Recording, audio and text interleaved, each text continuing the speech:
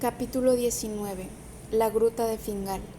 Si el capitán del Clorinda se hubiera hallado en uno de los puertos del Reino Unido en las últimas 24 horas, habría tenido conocimiento de un parte meteorológico poco tranquilizador para los buques que navegaban por el Atlántico. En efecto, se había anunciado desde Nueva York una tormenta que había atravesado el océano de este a nordeste y amenazaba caer brutalmente sobre el litoral de Irlanda y Escocia, antes de ir a perderse más allá de las costas de Noruega. Pero, en defecto de ese parte meteorológico, el barómetro del yate indicaba una próxima variación atmosférica de importancia que cualquier marino prudente debía tener en cuenta. Así pues, en la mañana del 8 de septiembre, John Olduk, un poco preocupado, se dirigió hacia el litoral rocoso que limita Staffa por la parte oeste, a fin de hacer un reconocimiento del estado del cielo y del mar. Unas nubes de formas poco acusadas, jirones de vapores más que de nubes, se alejaban a gran velocidad. El viento empezaba a soplar cada vez con más fuerza y pronto se convirtió en tempestad. El mar estaba cubierto de blanca espuma y las olas rompían con estruendo en los acantilados de la base del islote. John Olduk no se sentía nada tranquilo, aunque el Clorinda estuviera bastante resguardado en la bahía de Clamshell. No era un fondeadero seguro ni siquiera para una embarcación pequeña. El embate de las olas, penetrando entre los numerosos islotes y el bajío del este, produciría una peligrosa resaca que pondría en peligro la situación del yate. Era necesario, pues, tomar rápidamente una decisión antes de que fuera demasiado tarde. Cuando el capitán regresó a bordo, reunió a todos sus pasajeros y les notificó sus temores, diciéndoles que creía que lo mejor que podían hacer era zarpar cuanto antes. El retraso de unas horas podría llevarles a encontrarse con un mar demasiado embravecido para poder atravesar la distancia de 15 millas que separa la isla de Staffa de la isla de Mull, en la cual pensaba refugiarse, y más especialmente en el pequeño puerto de Agnagreg, donde el Clorinda no tendría que temer para nada la furia de los elementos. ¿Marcharnos de Staffa?, exclamó enseguida la señorita Campbell. ¿Perder un horizonte tan magnífico? Creo que sería muy peligroso permanecer anclados en Clamshell, contestó John Olduk. Sí, es necesario partir, querida Elena, dijo el hermano Sam. Sí, es necesario, añadió el hermano Sif. Olivier Sinclair, viendo el disgusto que aquella partida precipitada causaría a la señorita Campbell, se apresuró a decir: ¿Cuánto tiempo cree usted que puede durar esta tempestad, capitán Olduk? Todo lo más 2 o 3 días en esta época del año, contestó el capitán. ¿Y cree usted que es necesario partir? Necesario y urgente. ¿Qué proyectos tiene usted? Zarpar esta misma mañana. Con el viento que nos es favorable, podremos llegar antes de la noche a Agnagreg y volveríamos a Staffa tan pronto hubiera pasado la tempestad. ¿Y por qué no regresamos a Iona, donde el Clorinda podría llegar en 1 hora?, preguntó el hermano Sam. No, a Iona no, contestó la señorita Campbell, ya que se veía amenazada otra vez con la sombra de Aristóbulo Urciclos. ¿No estaríamos mucho más seguros en el puerto de Iona que en el de Staffa?, dijo John Olduk.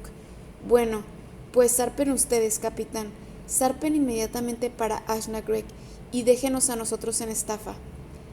¿Dejarlos en Staffa?, contestó John Olduk, ¿donde no tienen siquiera una barraca para cobijarse? ¿No podríamos permanecer algunos días en la gruta de Clamshell?, preguntó Olivier Sinclair. ¿Qué nos faltaría? Nada. Tenemos víveres suficientes a bordo, ropa de cama, prendas para cambiarse, que pueden ser desembarcados en un santiamén, y en fin, un cocinero que no desea otra cosa que permanecer con nosotros. Sí, contestó la señorita Campbell, batiendo palmas. Márchese usted, capitán, márchese inmediatamente con su yate hacia Agnagreg y déjenos en Staffa. Nos sentiremos como náufragos en una isla desierta y haremos vida de náufragos voluntarios. Esperaremos el regreso del Clorinda con las emociones, ansias y angustia que esos Robinsones que distinguen un barco desde su isla mar adentro. ¿Qué hemos venido a buscar aquí? Una aventura novelesca, ¿verdad, señor Sinclair? ¿Qué más novelesco que esta situación, tíos? Y además una tempestad, un huracán sobre este poético islote, la furia del mar embravecido, la lucha titánica de los elementos desencadenados. Todo ese espectáculo sublime, no quiero dejármelo perder por nada del mundo. Márchese tranquilo, capitán Olduk, que nosotros nos quedaremos aquí esperándolo. Pero, exclamaron los hermanos Melville, que no pudieron evitar que se les escapase aquel principio de objeción. Creo que mis tíos tienen ganas de decir algo, contestó la señorita Campbell, pero estoy seguro que tengo un medio para convencerles, y abrazándoles, les dio un beso a cada uno mientras les decía: para usted, tío Sam, y para usted, tío Sib. Apuesto que ahora no tienen nada que decir, ¿verdad? Ninguno de los dos pensaba en hacer la menor objeción. Ya que a su sobrina le convenía quedarse en Estafa, ¿por qué no habían de permanecer en Estafa? ¿Cómo no se los había ocurrido antes aquella idea tan simple y natural?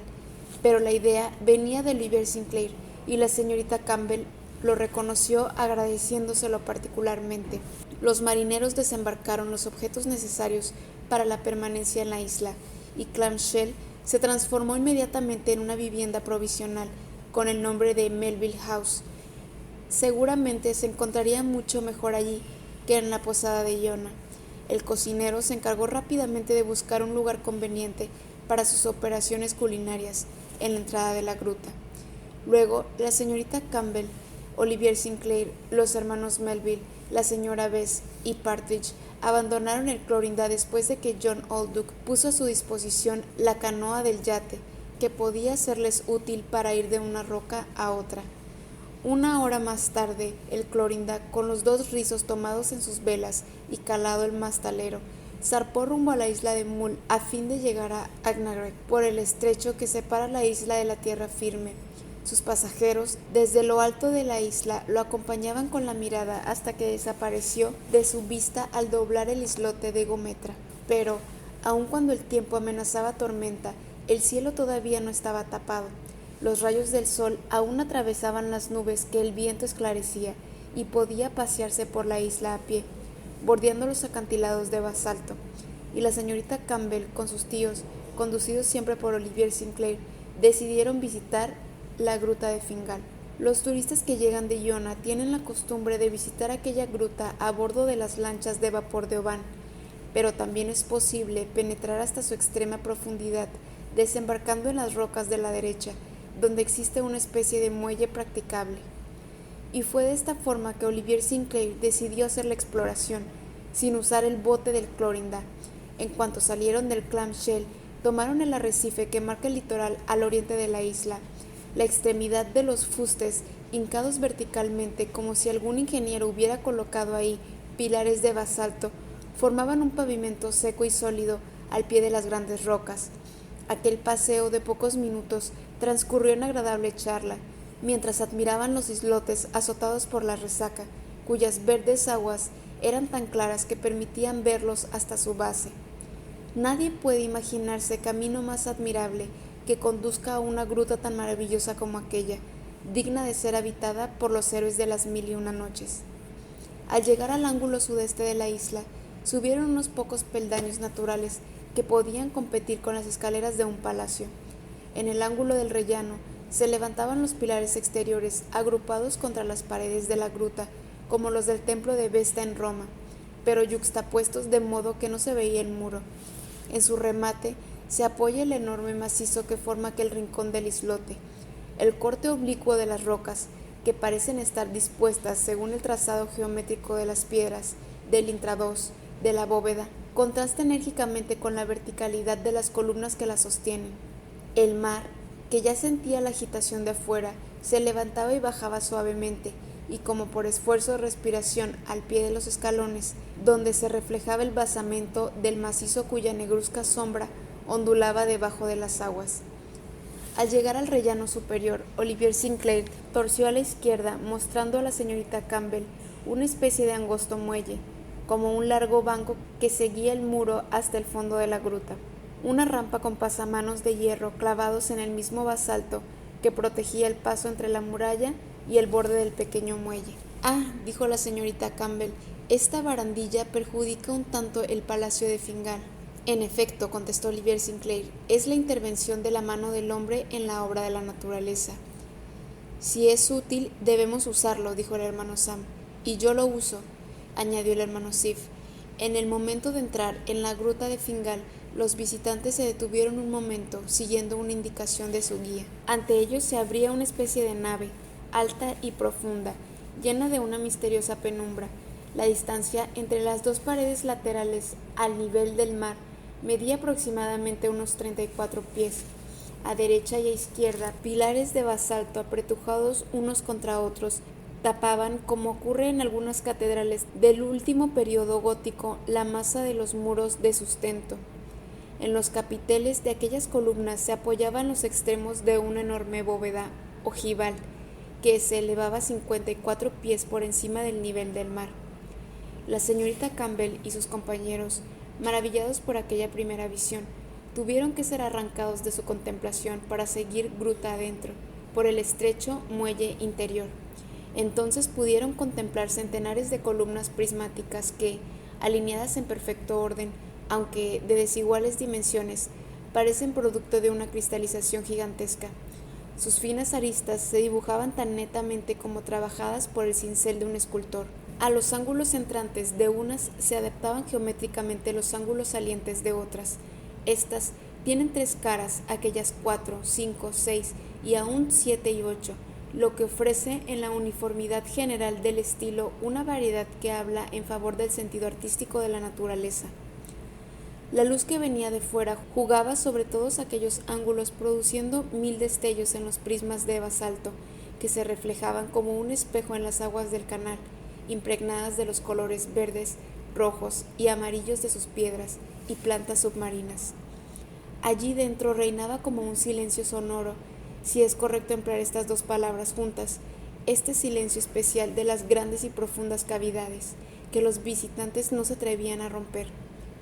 Únicamente el viento llenaba con sus efluvios la cavidad de la gruta, y parecía que su potente soplo hacía vibrar todos los prismas como si fueran los tubos de un enorme órgano. Seguramente de ahí viene el sobrenombre de caverna armoniosa, con que se la denomina en la lengua céltica. ¿Y qué nombre podía convenirle mejor?, dijo Olivier Sinclair, ya que Fingal era el padre de Ocean, cuyo genio supo fundir en un solo arte la poesía y la música. Es verdad, repuso el hermano Sam, pero como el mismo Ocean decía, ¿cuándo escuchará mi oído el canto de los bardos? ¿Cuándo palpitará mi corazón con el relato de las hazañas de mis padres? El arpa ya no hace resonar el bosque de Sébora. Sí, añadió el hermano Sif, el palacio está desierto ahora y los ecos no volverán a repetir los antiguos cánticos.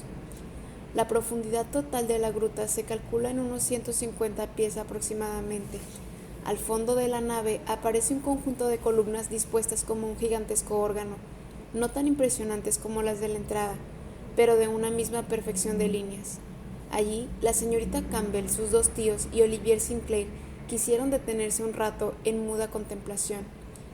Desde aquel punto, la perspectiva abierta en pleno cielo era admirable. El agua, impregnada de luz, permitía ver la disposición submarina, mientras en las paredes laterales se sucedían extraordinarios juegos de luz y de sombra. Cuando una nube pasaba por delante de la abertura de la gruta, todo el resplandor se apagaba como si hubiese caído un telón de gasa sobre el proscenio de un teatro. Pero cuando los rayos de sol volvían a aparecer, todo resplandecía con los 7 colores del prisma desde el fondo del agua hasta la bóveda de la nave. Más allá rompíanse las olas contra las bases del gigantesco arco. Aquel marco, negro como una orla de ébano, dejaba todo su valor en segundo término. A lo lejos aparecían en todo su esplendor el horizonte de agua y de cielo con Iona, que destacaba en blanco las ruinas de su monasterio. Todos permanecían extasiados ante aquel espectáculo fantástico, no hallando palabras para expresar sus impresiones. «Es como un palacio encantado», dijo por fin la señorita Campbell. «¿Qué espíritu prosaico se negará a creer que un dios lo ha creado para los silfos y las ondinas? ¿Para quién vibrarán, al soplar los vientos, los sonidos de esta gran arpa eolia? ¿No es esta música sobrenatural la que Waverley oía en sus sueños? Esta voz de Selma cuyos acordes fueron anotados por nuestro novelista para arrullar a los héroes». «Tenéis razón, señorita Campbell», respondió Olivier Sinclair, y sin duda, cuando Walter Scott buscaba sus imágenes en este poético paisaje de los Highlands, Pensaba en el palacio de Fingal. Aquí quisiera invocar la sombra de Ocean, prosiguió la entusiasta joven. ¿Por qué el invisible bardo no reaparecería con mi voz después de 15 siglos de sueño? Quiero pensar que el desdichado, ciego como Homero, poeta como él, cantando los grandes hechos de armas de su época, más de una vez se ha refugiado en este palacio, que lleva aún el nombre de su padre. Aquí sin duda los ecos de Fingal han repetido a menudo sus inspiraciones épicas y líricas en el más puro acento de las lenguas gaélicas. ¿No cree usted, señor Sinclair, que el viejo Ocean pudo sentarse quizá en este mismo lugar en el que nos sentamos nosotros? Los sonidos de su arpa deben de haberse mezclado con los roncos sones de la voz de Selma. ¿Cómo no voy a creerlo, señorita Campbell?, dijo Olivier Sinclair, si lo dice usted con tal acento de convicción. ¿Y si lo invocara?, murmuró la señorita Campbell, y con su fresca voz gritó varias veces el nombre del viejo poeta, que se perdió entre las vibraciones del viento. Pero por grandes que fueran los deseos de la señorita Campbell, y a pesar de haberlo llamado por 3 veces, solo el eco le contestó. La sombra de Ocean no apareció en el palacio patriarcal. Mientras tanto, el sol había desaparecido tras espesos nubarrones y la gruta empezaba a sumirse en la sombra. Afuera, el mar rugía cada vez más fuerte y sus olas se rompían con gran estruendo en los últimos basaltos del fondo. Los visitantes retrocedieron pues, y siguiendo el mismo camino, medio cubierto ya por las olas, volvieron a salir a la punta del islote, completamente barrido por el viento. El tiempo había empeorado notablemente durante las 2 últimas horas. La tempestad tomaba cuerpo, amenazando con convertirse en espantoso huracán. Pero la señorita Campbell y sus compañeros, protegidos por los acantilados basálticos, pudieron regresar tranquilamente a Clamshell. Al día siguiente, el barómetro descendió aún más, y el viento se desencadenó con gran furia. Nubarrones más grandes y más espesos cubrieron el espacio, manteniéndose en una zona poco elevada. Todavía no llovía, pero el sol no asomó en ningún momento. La señorita Campbell no se mostraba tan contrariada por aquel contratiempo como era de creer. Aquella existencia en un islote desierto, barrido por la tempestad, sentaba muy bien a su naturaleza ardiente. Como una heroína de Walter Scott, le gustaba pasear por entre las rocas de estafa, absorta en sus nuevos pensamientos, la mayoría de las veces sola, pues todos respetaban sus deseos de soledad. Varias veces volvió a visitar la gruta de Fingal, cuya rareza poética la atraía. Allí pasaba horas enteras soñando despierta, no haciendo ningún caso de las recomendaciones que le hacían de que no se aventurase imprudentemente. Al día siguiente, 9 de septiembre, el viento tomó proporciones nunca vistas, en un verdadero huracán imposible de resistir en la meseta de la isla. Hacia las 7 de la tarde, en el momento de prepararse para cenar, Olivier Sinclair y los hermanos Melville se sentían extraordinariamente angustiados, y con razón. La señorita Campbell, que había salido hacia las 3 de la tarde sin decir hacia dónde iba, todavía no había regresado. Esperaron hasta las 6, no sin una ansiedad creciente. La señorita Campbell no aparecía. Varias veces Olivier Sinclair subió hasta lo alto de la meseta de la isla, pero no vio a nadie por ninguna parte. Mientras tanto, la tempestad había estallado con una furia impresionante y el mar levantaba olas enormes que se estrellaban con estruendo por toda la parte del islote expuesta al sudoeste. ¡Ay, desgraciada señorita Campbell!, exclamó de pronto Olivier Sinclair. Si todavía está en la gruta de Fingal, hemos de rescatarla o estará perdida. Capítulo 20. Por la señorita Campbell. Instantes después, Olivier Sinclair, con paso rápido, llegaba a la entrada de la gruta, al pie de la escalera de basalto. Los hermanos Melville y Partridge le seguían de cerca. La señora Best se había quedado en Clamshell esperando con gran ansiedad el regreso de Elena y preparándolo todo para recibirla. El mar cubría totalmente la parte superior de la escalera, barriendo el estrecho muelle por encima de la barandilla de hierro. Era tan imposible penetrar en la gruta como salir de ella. Si la señorita Campbell se hallaba dentro, podía considerarse prisionera, pero ¿cómo lo sabrían? ¿Cómo poder llegar hasta ella? Elena, pero aunque la llamaran, ¿lograrían hacerse oír a través del estruendo de las olas? Ni la voz ni la mirada eran lo bastante potentes para penetrar ahí. Quizá Elena no se encuentra allí dentro, dijo el hermano Sam, que quería asirse a algo para mantener la esperanza. ¿Dónde estaría, pues?, contestó el hermano Sif. Sí, ¿dónde estaría?, gritó Olivier Sinclair. La he buscado en vano por toda la meseta de la isla, entre las rocas del litoral, por todas partes. De haber podido regresar, ¿no estaría ya entre nosotros? Está aquí, aquí. Y todos se acordaron del entusiasta y temerario deseo, expresado varias veces por la imprudente jovencita, de asistir a una tempestad desde la gruta de Fingal. Había olvidado que el mar, desencadenado por el huracán, invadiría la gruta hasta el fondo, impidiéndole salir de ahí. ¿Qué podía intentarse para llegar hasta ella y salvarla? Con la furia del huracán, las olas penetraban dentro de la gruta, llegando hasta el techo, donde se rompían con un estruendo ensordecedor, y el agua caía entre las rocas, en espumeantes cascadas, mientras la parte inferior del agua se precipitaba con furia hacia adentro de la violencia de un torrente. ¿En qué parte la señorita Campbell había podido encontrar un refugio contra la furia de las olas? ¿Cómo habría podido resistir la invasión de las aguas furiosas en aquella gruta sin salida? ¿No habría el mar arrastrado su cuerpo mutilado, zarandeándolo contra los acantilados de Clamshell? Elena, Elena. Este nombre resonaba obstinadamente a través del ruido del viento y del mar, pero ni un grito le contestaba ni podía contestarle. No, no, no puede estar en esta gruta, repetían los hermanos Melville, desesperados. Estoy seguro de que se encuentra aquí, contestaba Olivier Sinclair, mientras con la mano mostraba un pedazo de tela que las aguas del mar arrojaban sobre uno de los peldaños de basalto. Olivier Sinclair se precipitó a recoger el pedazo de tela. Era la cinta escocesa que la señorita Campbell llevaba en el pelo. ¿Podían dudar todavía de que se hallaba ahí dentro? Y si le había sido arrancada aquella cinta, ¿no era de temer que la misma señorita Campbell hubiera sido arrastrada y golpeada por la furia del océano, estrellándose contra las paredes de la gruta?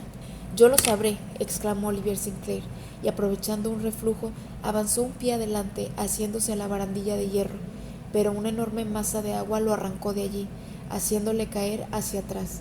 Si Partridge no se hubiera precipitado a cogerlo, Olivier Sinclair hubiera resbalado hasta el mar y hubiera sido arrastrado por las olas, sin que nadie hubiera podido salvarle. Olivier se levantó completamente mojado, pero su resolución de penetrar en la gruta persistía. La señorita Campbell está ahí, repetía, está viva, ya que su cuerpo no ha sido arrastrado por las aguas como esta cinta.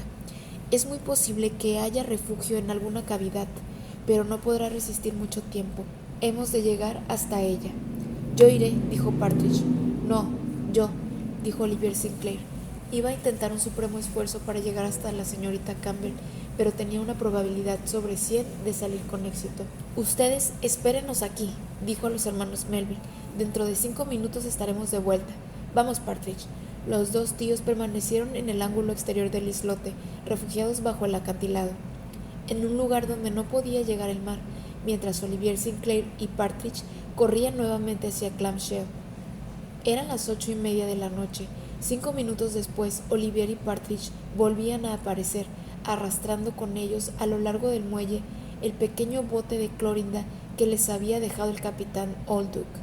¿Iba Olivier Sinclair a atravesar la gruta por mar, ya que era imposible por tierra? Sí, lo iba a intentar. Arriesgaba con ello la vida, lo sabía, pero no vacilaba. Condujeron el bote al pie de la escalera, al abrigo de la resaca. Voy con usted, dijo Partridge. No, Partridge, contestó Olivier Sinclair. No, no podemos cargar demasiado una embarcación tan pequeña.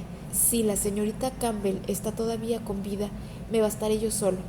Olivier, exclamaron los dos hermanos, sin poder contener los sollozos, salve usted a nuestra hija. El joven les estrechó las manos y saltando al bote se sentó en el banquillo del centro, empuñó los 2 remos y penetró en la gruta de Fingal, empujado por una enorme ola. La barca fue levantada en alto por la ola, pero Olivier Sinclair supo maniobrar hábilmente para mantenerse de cara y no volcar. Las olas levantábanse tan altas que parecía que iba a estrellar la pequeña embarcación contra la bóveda de la gruta, pero la barquilla volvía a bajar, y por 3 veces se vio izada y bajada, adelantando y retrocediendo por la embestida de las aguas. Por fin, una ola más grande arrastró el bote, empujándolo con fuerza hacia el interior de la gruta, como lanzándolo por una catapulta. Un grito de espanto escapó de los testigos de aquella escena, pues parecía como si la barca fuera a estrellarse contra las columnas de la derecha, en el ángulo de entrada. pero el intrépido joven enderezó hábilmente la embarcación con un golpe de remo, y rápido como una flecha desapareció hacia adentro antes de que la otra ola lo volviera a arrastrar afuera. ¿Qué habría sido del bote? Se habría estrellado contra las paredes del fondo y ahora tendrían que contar 2 víctimas en vez de una. Nada de esto. Olivier Sinclair había pasado rápidamente sin tropezar con el techo desigual de la bóveda. Echándose boca abajo en el fondo de la barca, había evitado los golpes de los salientes basálticos de las paredes superiores de la gruta.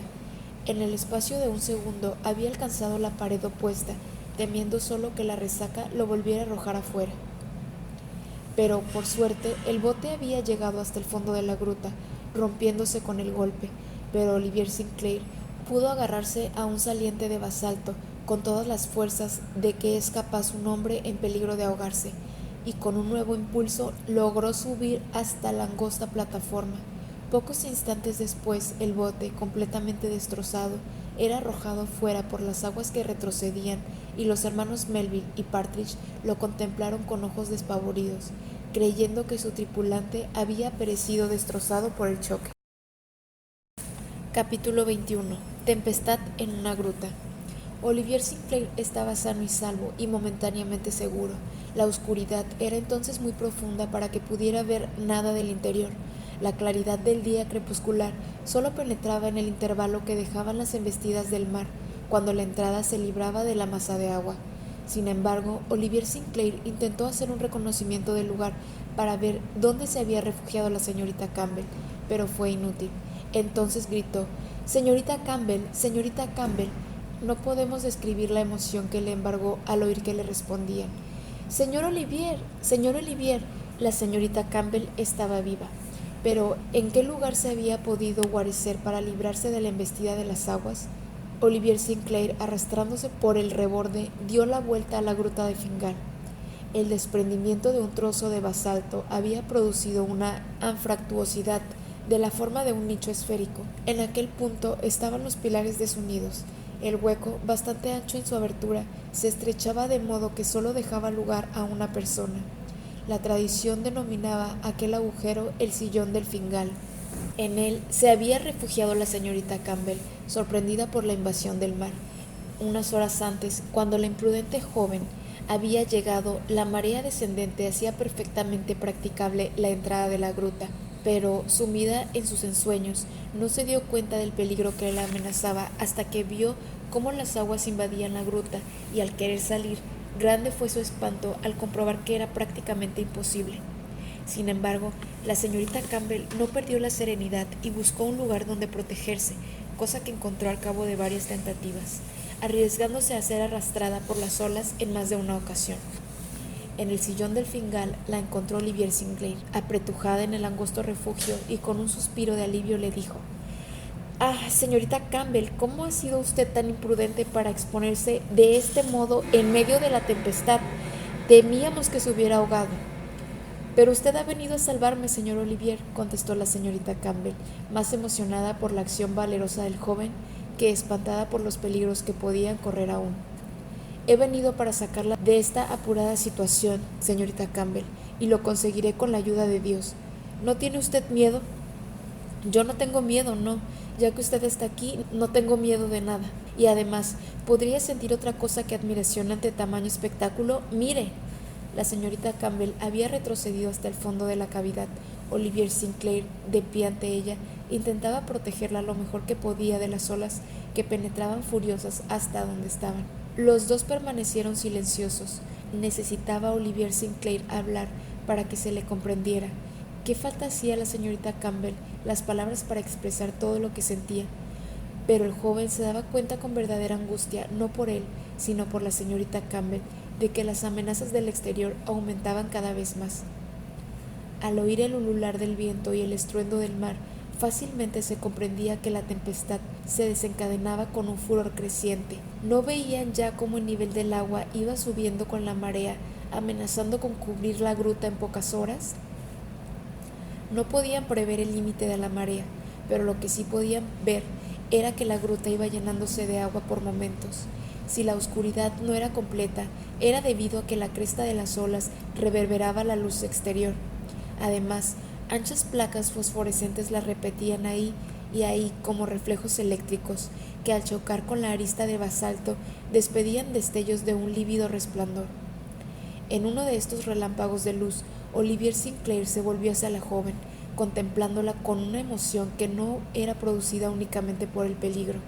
En cambio, la señorita Campbell se mantenía sonriente ante el sublime espectáculo, una tempestad en una gruta. En aquel momento, una ola más fuerte se levantó hasta donde permanecían ellos, y Olivier Sinclair creyó que iba a arrastrarles fuera de su refugio. Por esto, estrechó a la muchacha entre sus brazos, como a una presa que el mar quisiera arrancarle.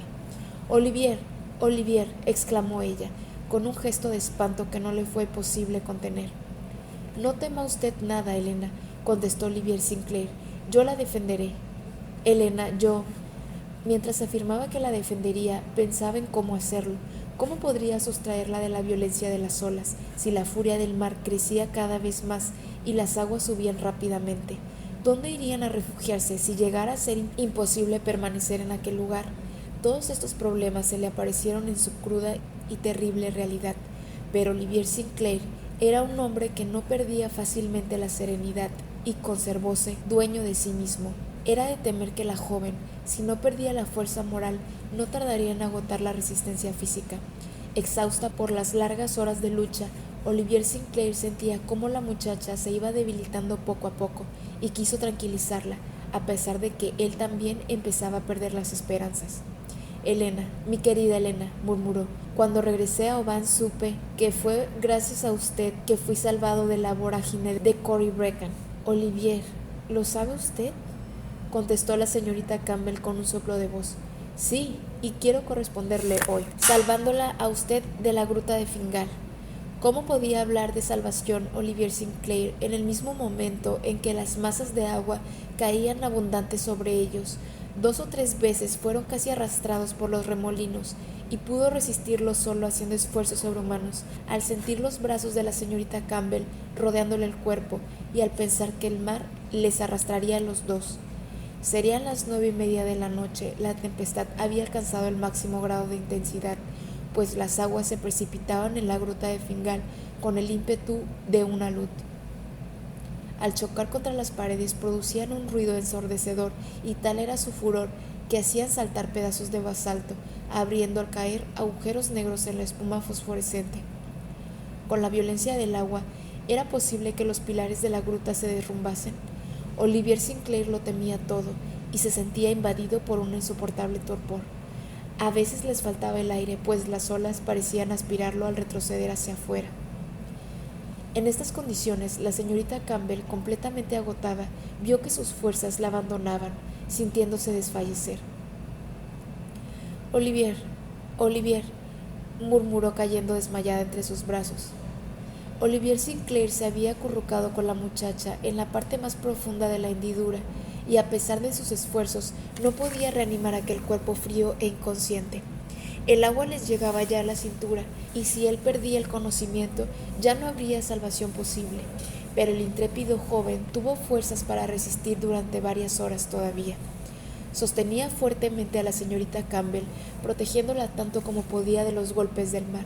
Luchaba apoyándose en los salientes de basalto, en medio de una oscuridad que la extinción de las fosforescencias hacía más profunda. En medio de aquel trueno continuo, originado por choques, bramidos y silbidos, aquella no era la voz de Selma que resonaba en el palacio de Fingal, eran los terribles ladrillos de los perros que Kamchatka, los cuales, según Michelet, en grandes manadas a millares en las largas noches, aúllan contra la rugiente ola, rivalizando el furor en el océano. Por fin la marea empezó a descender. Olivier Sinclair se dio cuenta que con el descenso de la marea también decrecía el furor de las olas. La oscuridad dentro de la gruta era tan completa que el exterior, que podía verse a través de la abertura que las olas no obstruían ya, parecía como si fuera de día. Algunos momentos después solo llegaban hasta el sillón de Fingal las últimas olas del mar embravecido, terminando la horrible convulsión que acababa de experimentar el líquido elemento. La esperanza volvió a renacer en el corazón de Olivier Sinclair, relacionando el tiempo transcurrido con el movimiento de la marea. Seguramente habría pasado ya la medianoche. 2 horas más y el agua habría abandonado el pasadizo de la gruta, haciéndolo practicable. Esto era lo que Olivier Sinclair esperaba, y esto es lo que sucedió. Había llegado el momento de salir de ahí. Pero la señorita Campbell todavía no había recobrado el conocimiento. Olivier Sinclair la tomó en brazos completamente inerte y, deslizándose fuera del sillón de Fingal, empezó a caminar por el estrecho saliente de la roca que la furia de las olas había erosionado, así como había arrancado la barandilla de hierro que lo protegía. Tenía que andar muy lentamente, pues cada vez que se levantaba una ola tenía que detenerse o retroceder para no ser arrastrado. Ya casi estaba en la salida, cuando una ola más grande que las otras se desplomó sobre él, haciéndole tambalear. Creyó que la señorita Campbell se le escapaba de los brazos y, en un desesperado esfuerzo para no verse precipitado contra los salientes de la pared, echóse hacia adelante y logró al fin hallarse fuera de la gruta, pisando tierra firme.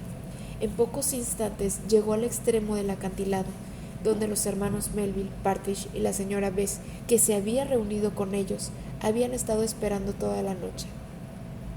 Todos estaban salvados, pero entonces toda la tensión moral y física tan sobrehumana que había sostenido a Olivier Sinclair tocó a su fin y el joven cayó sin sentido al pie de las rocas, después de haber depositado a la señorita Campbell entre los brazos de la señora Bess.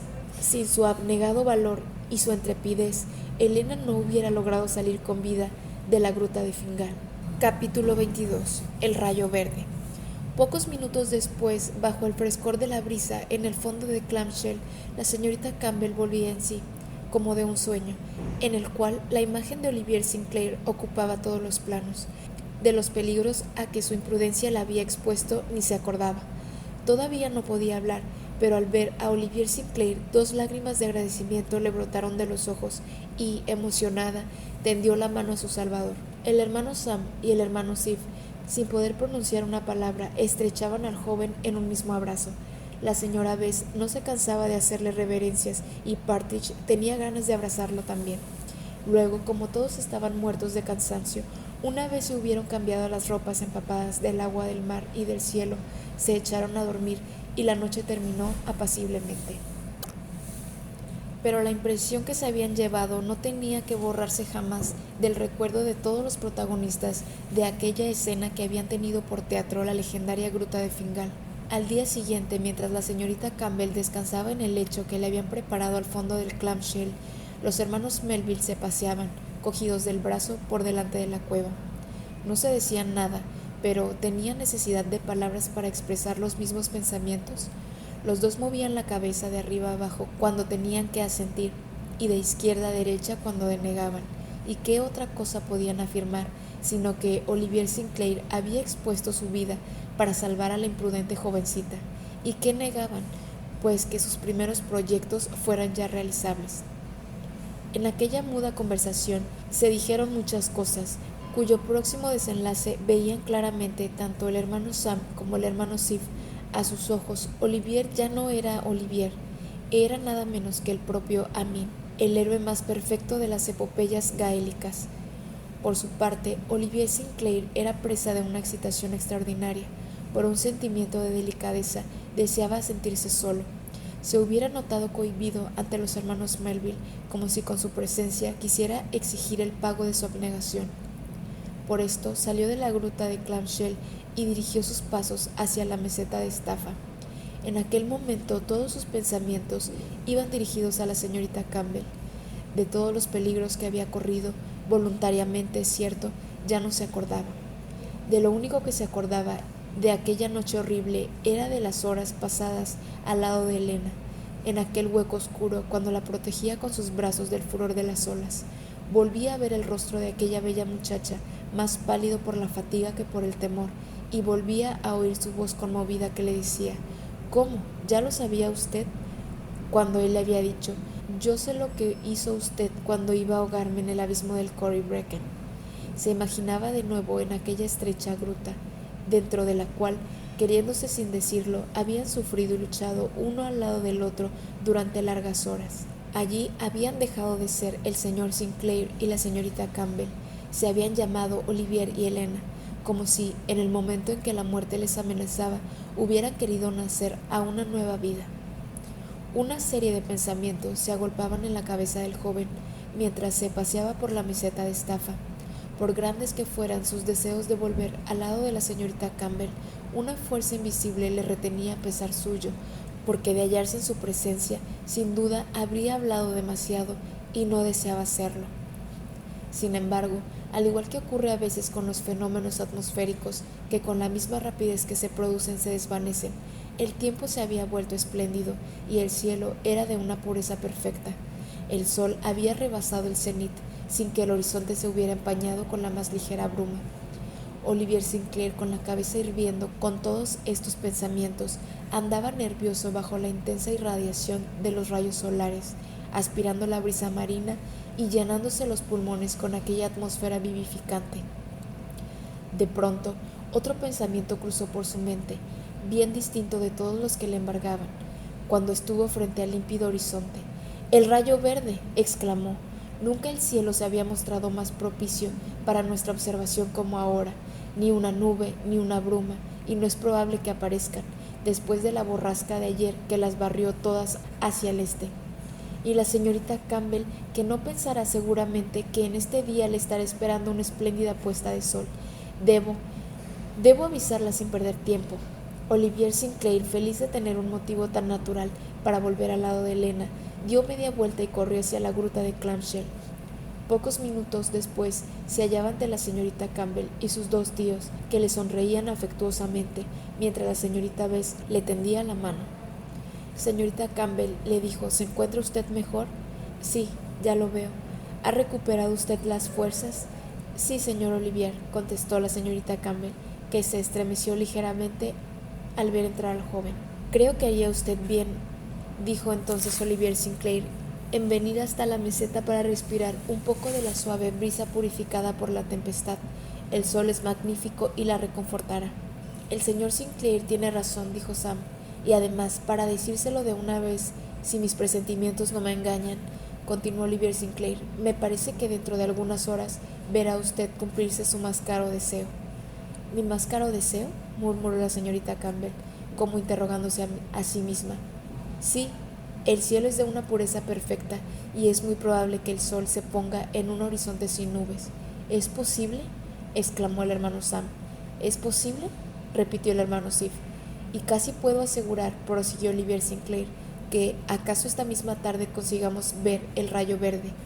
«¿El rayo verde?», exclamó la señorita Campbell. Parecía buscar en sus recuerdos, un poco confusos, el significado de aquel rayo verde. «Ah, sí», exclamó al fin, «hemos venido aquí precisamente para ver el rayo verde». «Vamos, vamos», dijo el hermano Sam, contento con la ocasión que se le presentaba de sacar a la muchacha de aquel sopor. «Vámonos al otro lado del islote. Esto nos abrirá el apetito para la cena», añadió alegremente el hermano Sif. Eran las 5 de la tarde. Guiada por Olivier Sinclair, toda la familia, comprendiendo a la señora Bess y a Partridge, salió de la gruta de Clamshell y subió hasta la meseta superior. Había que ver la alegría que se pintaba en los rostros de los tíos cuando contemplaron aquel cielo tan magnífico, por el cual iba deslizándose el astro radiante. Quizá exageraban un poco, pero nunca se habían mostrado tan entusiasmados por el fenómeno. Parecía que por ellos, y no por la señorita Campbell, habían cambiado tantas veces de morada y sufrido tantas pruebas desde la quinta de Helensburgh hasta Estafa, pasando por Iona y Oban. En realidad, aquella tarde la puesta de sol debía ser tan hermosa que el ser más insensible, el más materialista, el más prosaico, no hubiera dejado de admirar el panorama que ellos veían extenderse ante sus ojos. La señorita Campbell se sintió renacer en aquella atmósfera impregnada de las emanaciones salinas de que era portadora la suave brisa que venía del mar. Tenía bien abiertos sus grandes ojos, contemplando la inmensidad del Atlántico, y el color volvía a sus pálidas mejillas. Qué hermosa estaba, qué encanto desprendía toda su persona en aquella actitud. Olivier Sinclair, que se había quedado un poco rezagado, la contemplaba en silencio, y él, que hasta entonces siempre la había acompañado en todos sus paseos, ahora se sentía turbado, con el corazón oprimido de angustia, y apenas se atrevía a mirarla. En cuanto a los hermanos Melville, estaban positivamente tan radiantes como el mismo sol. Increpaban al astro rey con entusiasmo y le conminaban a que corriera al ocaso rápidamente en aquel horizonte sin brumas, suplicándole que se dignara enviarles su último rayo al finalizar aquel espléndido día. Las poesías oceánicas acudían a su mente verso tras verso. Oh, tú que corres por encima de nuestra cabeza, redondo como el escudo de nuestros padres, dinos de dónde parten tus rayos, divino sol, de dónde viene tu luz eterna. Tú avanzas impasible con tu belleza majestuosa, las estrellas desaparecen en el firmamento, la luna pálida y fría se esconde en las brumas de occidente, tú solo te mueves, oh sol, ¿quién podría acompañarte en tu carrera? La luna se pierde en los cielos, tú solo eres siempre el mismo, tú te recreas sin cesar en tu esplendente marcha, cuando retumba el trueno y luce el relámpago, tú sales de la nube con toda tu hermosura y te ríes de la tempestad. Y con esta disposición de espíritu, recitando versos, los dos hermanos fueron andando hasta el extremo de la meseta de Estafa frente al mar. Ahí se sentaron sobre unas rocas, frente al horizonte, donde nada parecía alterar la fina línea que separa el cielo del agua. Y esta vez no habría ningún Aristóbulos Ursiclos que se interpusiera entre el horizonte y el islote de Estafa. Una brisa iba menguando con el día, y las últimas olas morían al pie de las rocas en el suave balanceo de la marea. Mar adentro, el agua era lisa como un espejo. Todas las circunstancias eran, pues, propicias para la aparición del fenómeno. Pero he aquí que media hora más tarde, Partridge extendía la mano hacia el sur, exclamando: «¡Una vela! ¡Una vela!». Iría a pasar precisamente ante el disco solar en el momento en que éste desapareciera en el horizonte. ¿Verdaderamente hubiera sido algo más que mala suerte? La embarcación salía del estrecho que separa la isla de Iona en la punta de Mull. Navegaba despacio, empujada más por la marea que por la ligera brisa que apenas hinchaba su vela. «Es el Clorinda», dijo Olivier Sinclair, «pero como hace la ruta para fondear en la isla de Estafa, pasará más cerca y no estorbará nuestra observación». Efectivamente, era el Clorinda, que, después de contornear la isla de Mull por el sur, se dirigía a la bahía de Clamshell para anclar allí. Todas las miradas de nuestros amigos estaban fijadas en el horizonte del oeste. El sol iba descendiendo con la rapidez que parece animarlo al llegar a la proximidad del mar. En la superficie de las aguas brillaba ya una larga estela plateada, lanzada por el disco, cuya irradiación era aún insostenible. De aquel matiz de oro viejo que ofrecía al caer, pasó al rojo cereza.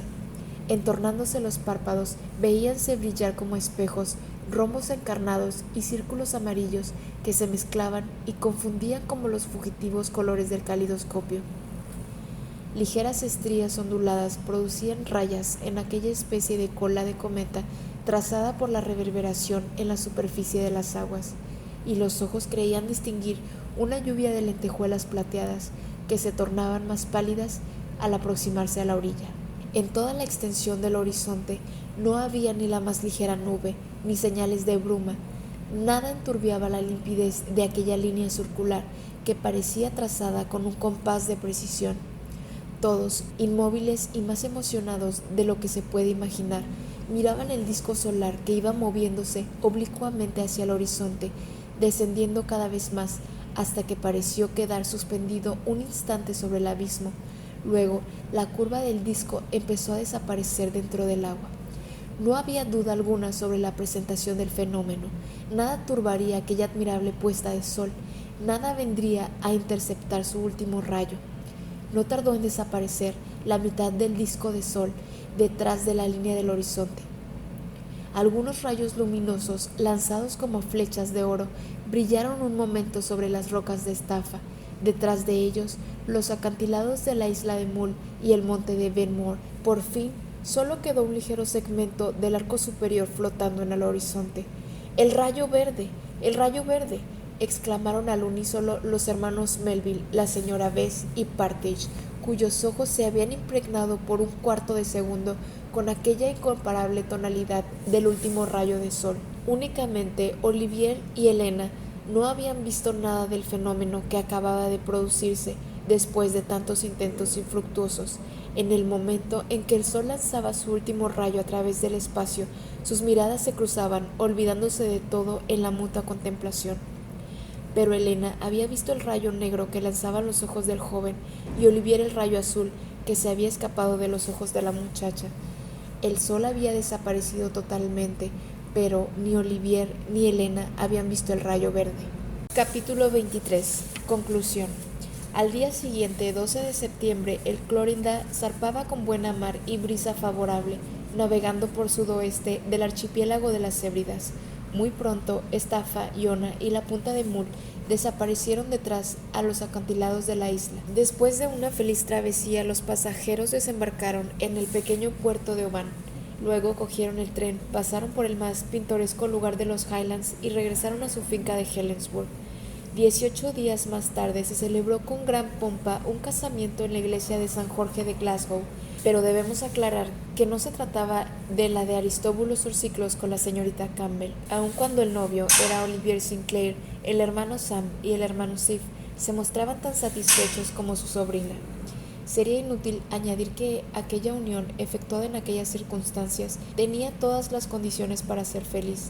La finca de Helensburgh, el hotel de West George Street en Glasgow, el país entero, hubiera sido insuficiente para contener toda la felicidad que, como ya sabemos, había cabido en la pequeña gruta de Fingal. Pero de aquella última tarde, pasada en la meseta de Estafa, Olivier Sinclair, a pesar de no haber visto el fenómeno tan buscado, tuvo interés en plasmar el recuerdo de una manera más duradera.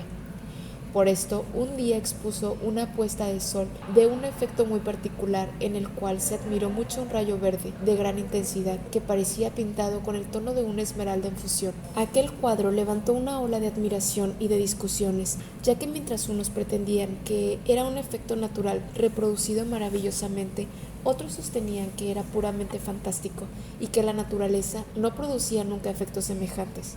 Esto causaba una gran irritación en los tíos que habían visto el famoso rayo y que daban la razón al joven pintor. Incluso, dijo el hermano Sam, es mejor mirar el rayo verde en pintura que al natural, contestó el hermano Sif, pues el mirar tantas puestas de sol, una tras otra, llega a dañar la vista. Y tenían toda la razón los hermanos Melville. 2 meses después, los recién casados y sus tíos se paseaban por las orillas del Clyde, frente al jardín de la finca, cuando encontraron inesperadamente a Aristóbulo Ursiclos, el joven sabio que seguía con el máximo interés los trabajos de drenaje del río. Se dirigía hacia la estación de Helensburgh cuando se tropezó con sus antiguos compañeros de Oban. Pudiera creerse que Aristóbulo Ursiclos había sufrido con el abandono de la señorita Campbell, pero esto sería no conocerlo bien, pues no experimentó ninguna turbación al hallarse en presencia de la joven señora Sinclair. Se saludaron cordialmente unos a otros. Aristóbulo Ursiclos felicitó cortésmente a los recién casados. Los hermanos Melville, al verlo en tan buenas disposiciones, no pudieron menos de expresar cuán felices se sentían por aquella boda. Me siento tan feliz, dijo el hermano Sam, que a veces cuando estoy solo me río sin motivo. Pues yo me pongo a llorar, dijo el hermano Sif. Bueno, caballeros, dijo Aristóbulo Ursiclos, es la primera vez que no están ustedes de acuerdo. Uno de ustedes llora cuando el otro ríe. Es exactamente lo mismo, señor Ursiclos, observó Olivier Sinclair. Exactamente, añadió su esposa, alargando la mano a sus tíos. ¿Cómo que es lo mismo?, contestó Aristóbulo Ursiclos con aquel tono de superioridad que le caracterizaba. Eso sí que no, de ninguna manera.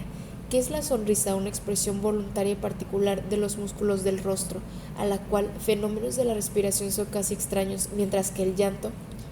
¿El llanto?, preguntó la señora Sinclair.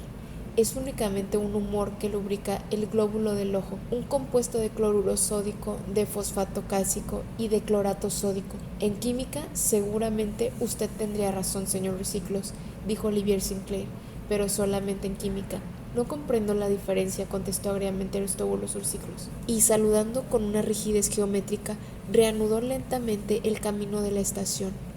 Vamos, ahí tenéis a este pobre señor Ursiclos, que pretende explicar las cosas del corazón, como se ha explicado el fenómeno del rayo verde, dijo la señorita Sinclair.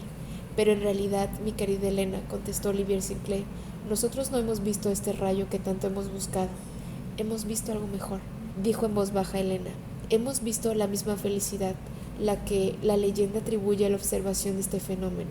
Y ya que la hemos encontrado, mi querido Olivier, no necesitamos nada más, y podemos ceder a los que no lo conocen y quieren conocerlo el famoso rayo verde.